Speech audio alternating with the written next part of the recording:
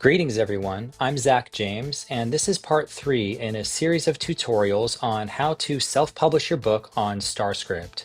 If you haven't had a chance to check out parts 1 and 2 of this series, I recommend you do that first before viewing this video.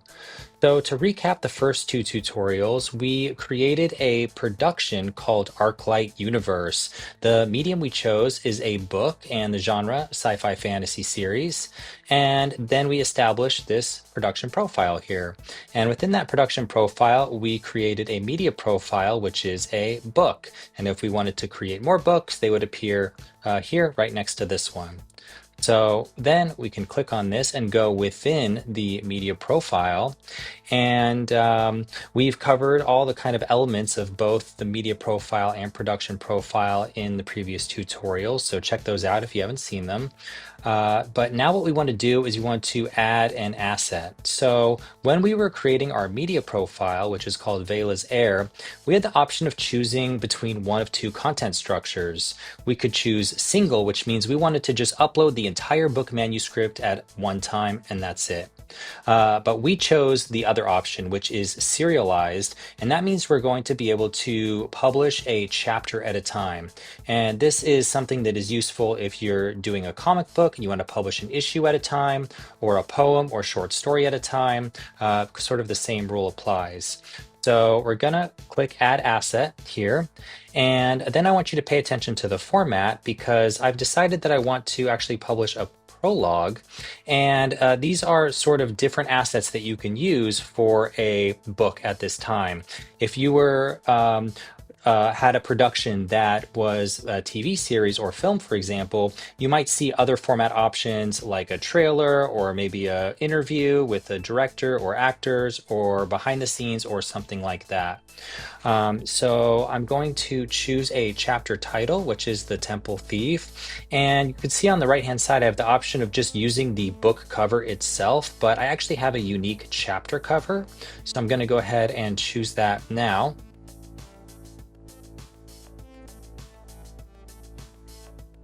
Here we go. And there you go. There's the prologue chapter cover, The Temple Thief.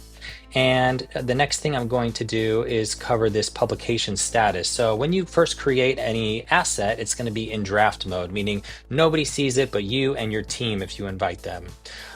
Then we have 2 different published options. If you do publish free, then anybody who visits this book is going to be able to read that asset. They're going to be able to access that asset. But if you choose publish members, then you'll have the opportunity to add this to a membership tier behind a paywall in the future.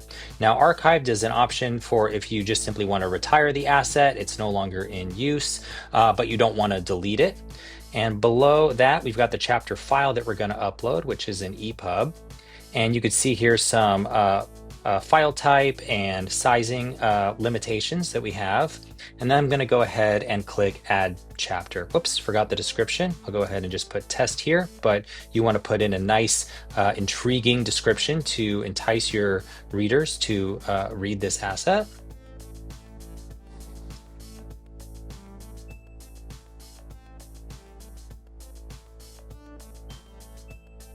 As you could see, we just saw a flash of the actual media cover, and that actually is a bug that needs to be fixed. But now we have the correct cover showing here, which is the chapter cover, and you'll see that I have the opportunity to edit and read. You can also see I've got some stats here at the bottom, the number of reads, which you do have to be a world builder to access that. But most platforms don't even allow this, don't allow you to view who your readers are, let alone the number of reads, but we actually have that information here, as well as the number of readers per month, and then of course the ratings as well. So let me just click read and let's check out how this looks. And there it is. We've got our book cover. We've got some options up here. And if you chose to upload a PDF or a text file, these options are going to be a little bit different. I'm going to go ahead and put this in full screen mode. And then I can just go ahead and click, and you can see that it is just a normal EPUB file. I can zoom in and I can zoom out. And as I progress through, actually, it will save my progress. So your readers will be able to jump back in to that part of the book that they were reading before last time they left off.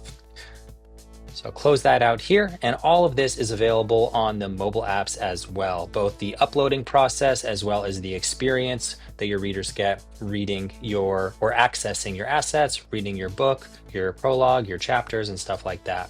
So that's about it for this tutorial. Stay tuned for the next tutorial in this series, and have a good day.